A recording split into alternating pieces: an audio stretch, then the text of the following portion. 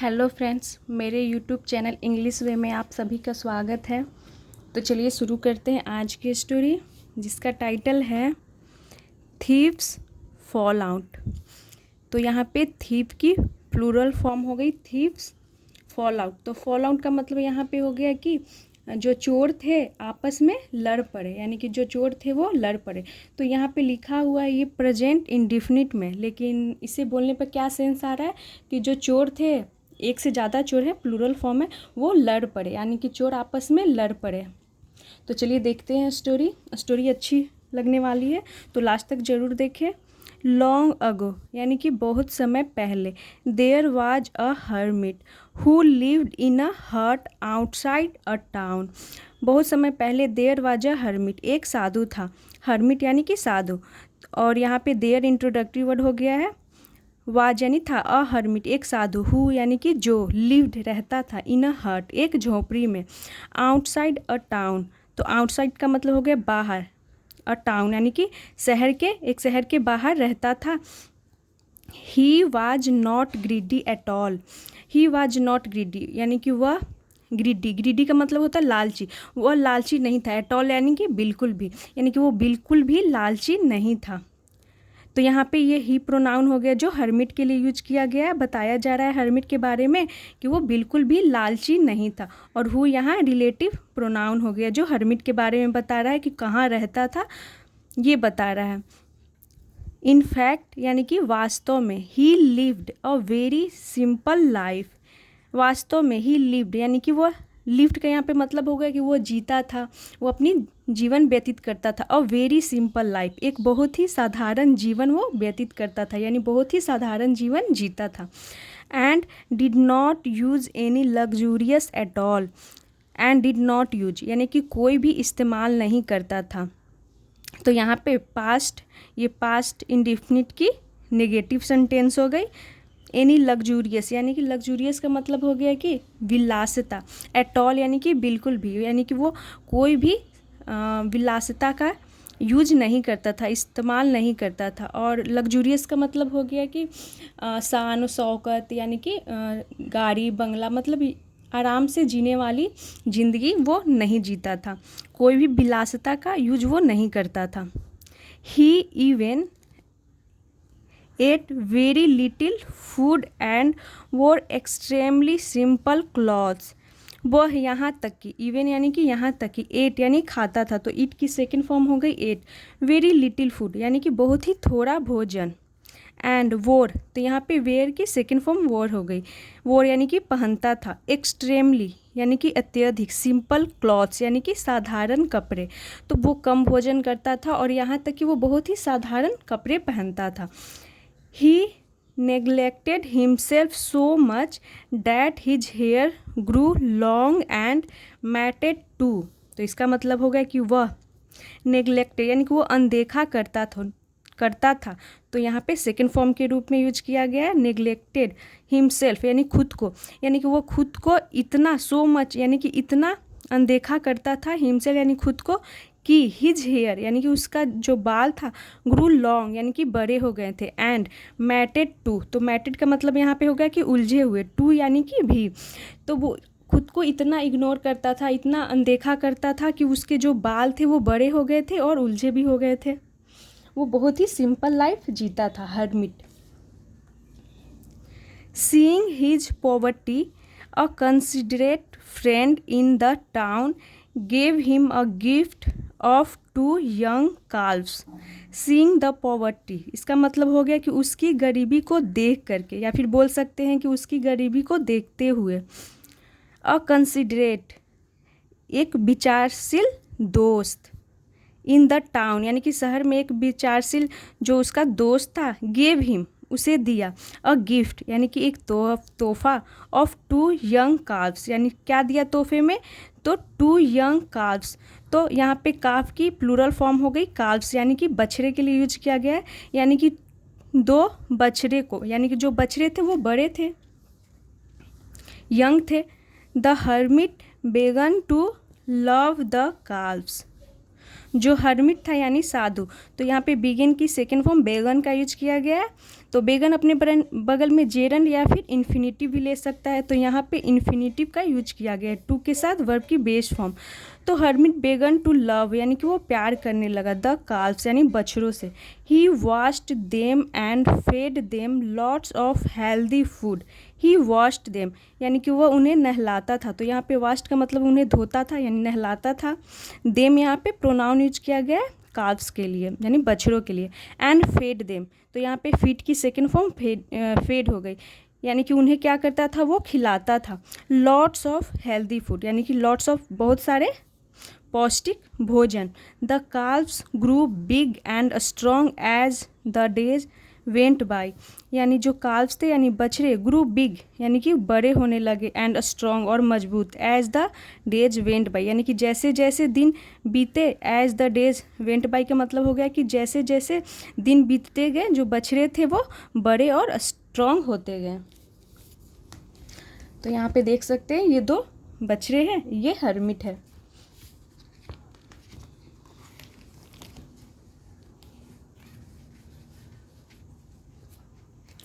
One day एक दिन, a thief happen to see the young काल्व्स।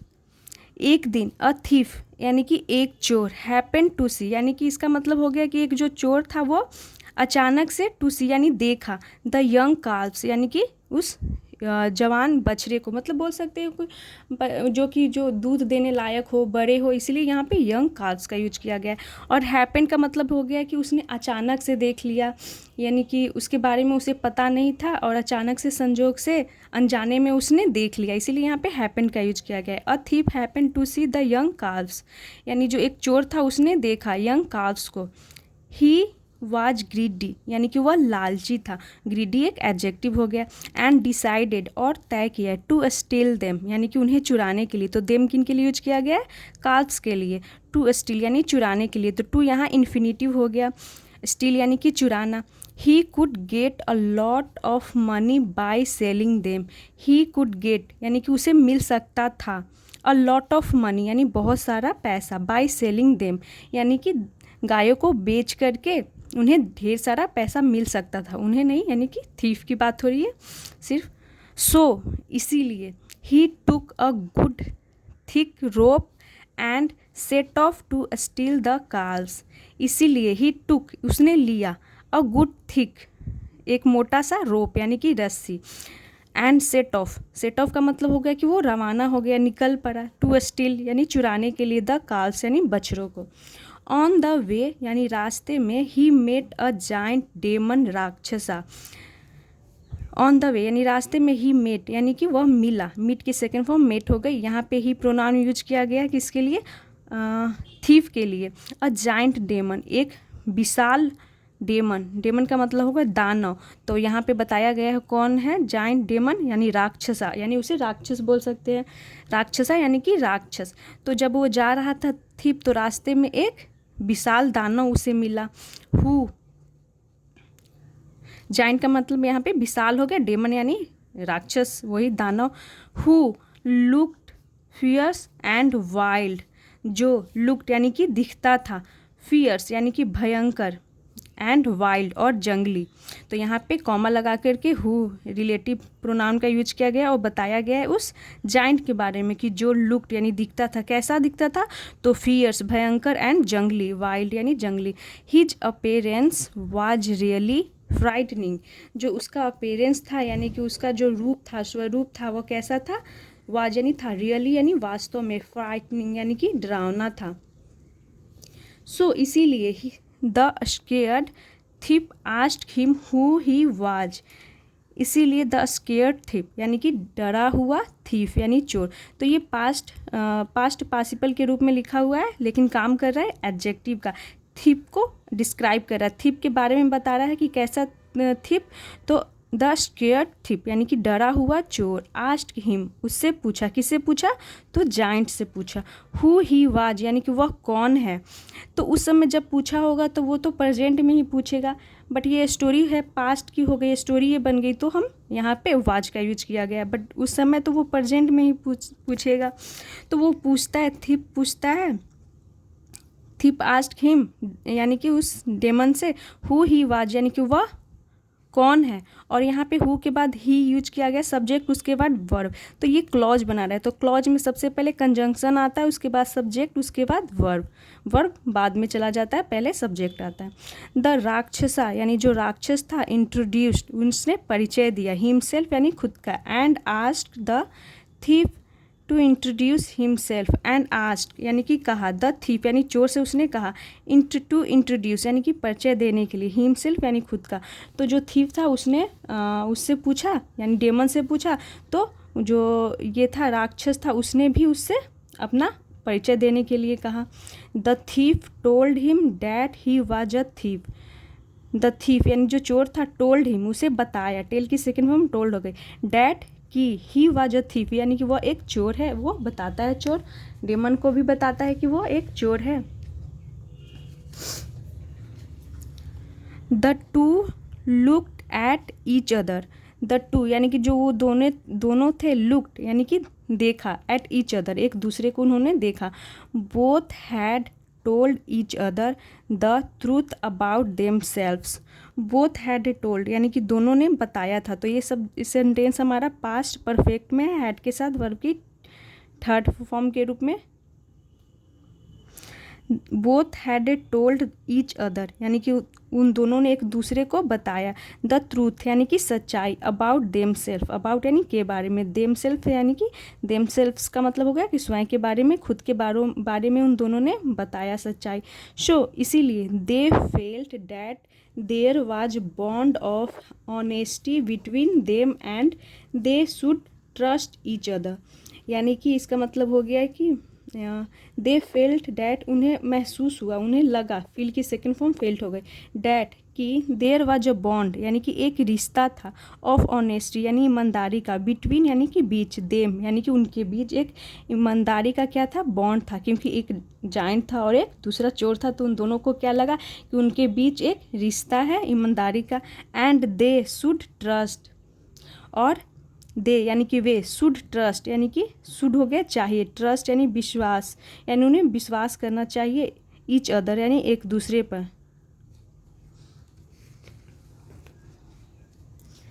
The thief told the राक्षसा, जो चोर था उसने टोल्ड कहा, द राक्षसा यानी राक्षस से कहा कि he was going to steal the two calves, क्या कहा, डैट कि ही वाज गोइंग यानी वह जा रहा था, टू स्टील यानी चुराने के लिए, द टू काल्व्स दो बछड़ों को, यहाँ पे पास्ट कंटिन्यूअस हो गया, फ्रॉम द हर्मिट यानी कि साधु से वो जा रहा है दो काल्व्स बछड़ों को यानी चुराने।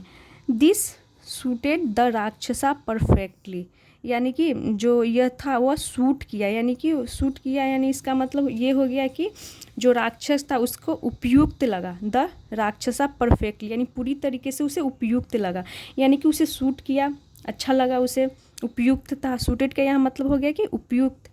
ही सेड उसने कहा, he too would come along with the thief, तो उसे उपयुक्त लगा वह जब वो बोला कि वो जा रहा है बछड़ों को चुराने।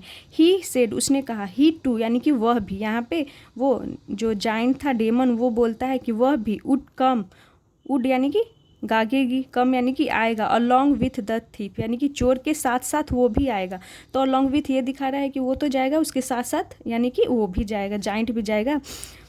You can have the calves and I will get the hermit, you can have the calves यानी कि तुम ले सकते हो, द काल्व्स यानी बछड़े को, and I will get the hermit, and वो बोलता है कि आई विल गेट यानी कि मैं लूँगा, द हर्मिट उस सन्यासी को, तो वो बोलता है कि तुम काल्व्स यानी बछड़े को ले सकते हो और मैं उस हर्मिट यानी साधु को लूँगा।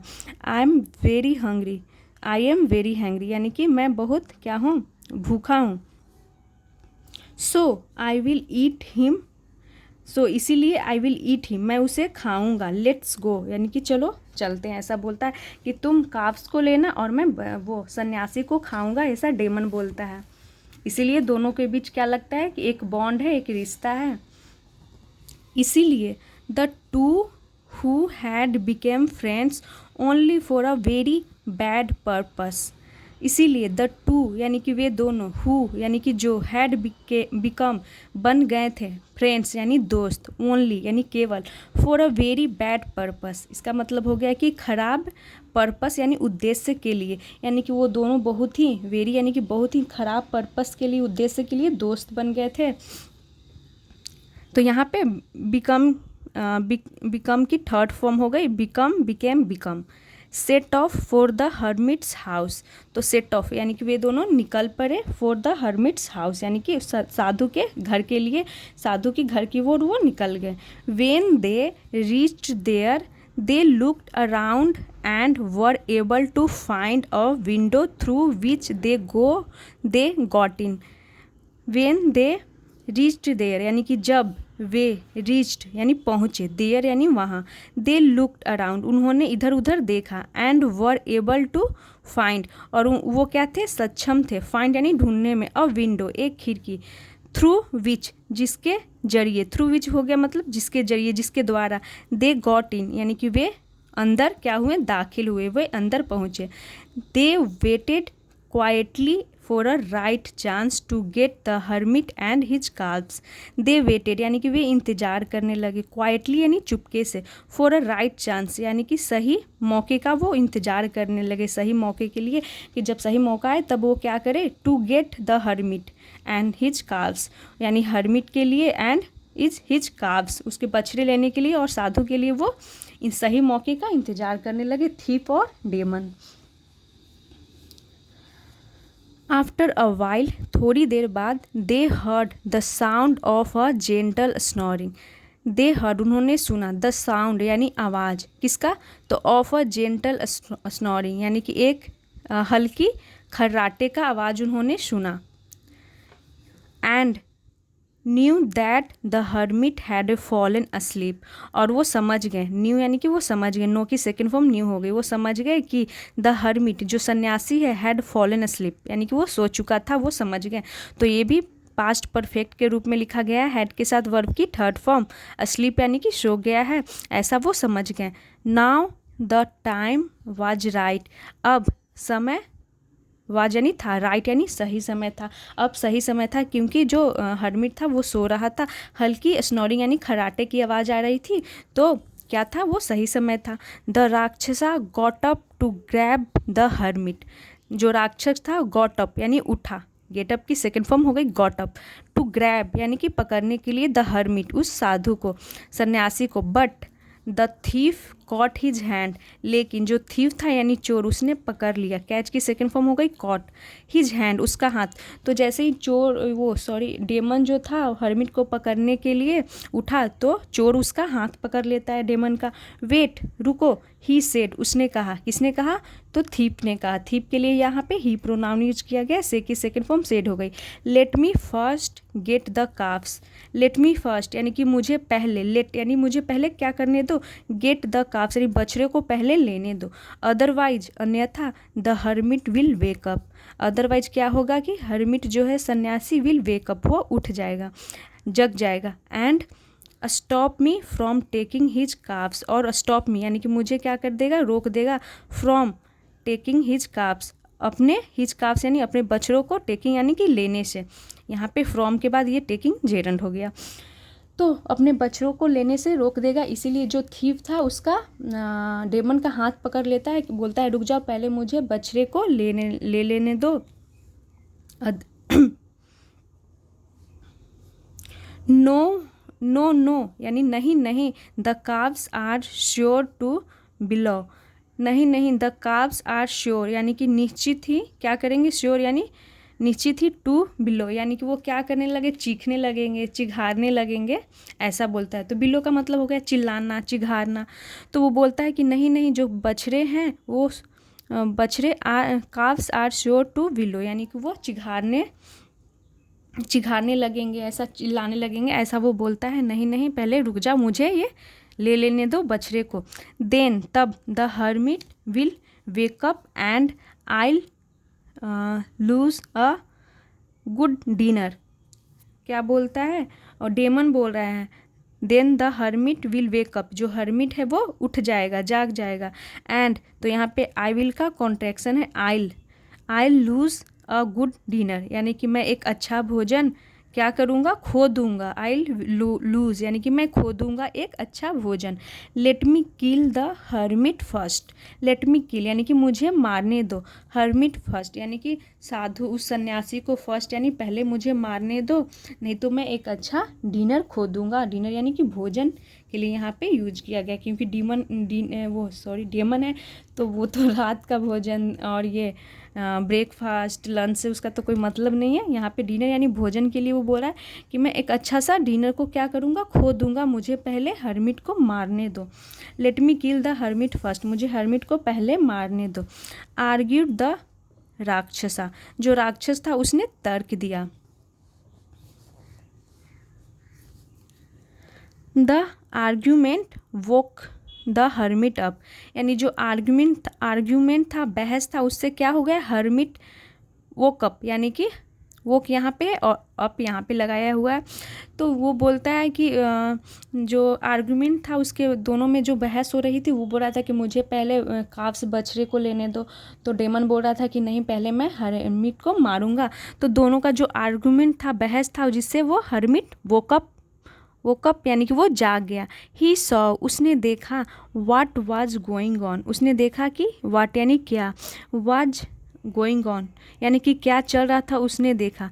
ही first prayed to god, he first वो सबसे पहले क्या किया, प्रेड यानी प्रार्थना की, टू गॉड यानी प्रभु से, भगवान से, विच फ्राइटेंड द राक्षसा अवे यानी कि जिससे, फ्राइटेंड यानी कि डरा हुआ, द राक्षसा यानी राक्षस, अवे यानी जिससे राक्षस जो था, विच यानी जिससे डर करके, फ्राइटेंड यानी डर करके जो राक्षस था वो भाग गया।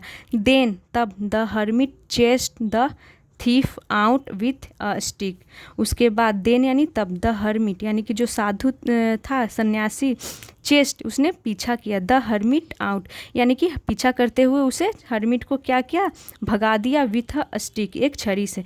तो जब वो हर्मिट, दोनों के बीच बहस हो रही थी, तो वो उठ गया, जाग गया और देखा कि डेमन है और चोर है, तो क्या किया, गॉड से प्रार्थना किया, तो जिससे वो डरा हुआ चोर वहाँ से भाग गया और हर्मिट चोर को पीछा करके डंडे के साथ उसे भगा देता है। तो यहाँ पे देख सकते हैं ये डेमन है, ये हर्मिट और ये थीफ है।